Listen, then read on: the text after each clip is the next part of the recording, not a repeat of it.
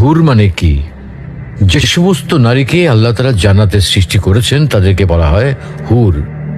জান্নাতের রমণীদের আল্লাহ তাআলা জান্নাতি পুরুষদের জন্য উপহার হিসেবে রেখেছেন।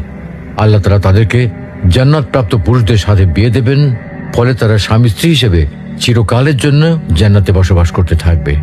মহান আল্লাহ বলেন, كذلك وزوجناهم بحور عين আর আমি তাদেরকে বড় চোখ বিশিষ্ট হুরদের সাথে বিয়ে দেব।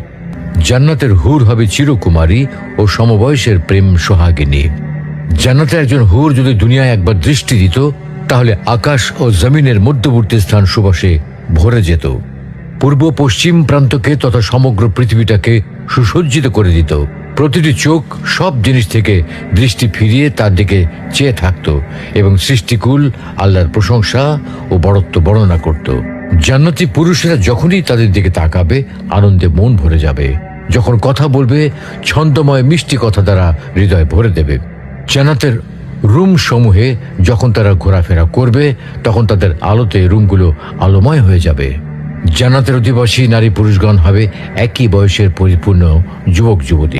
জান্নাতের হুর যখন তার স্বামীর চেহারার দিকে তাকাবে, তখন তার হাসিতে জান্নাত আলোময় হয়ে উঠবে। যখন তারা স্বামীর সঙ্গে কথা বলবে, তখন কতই না সুন্দর হবে সেই কথোপকথন।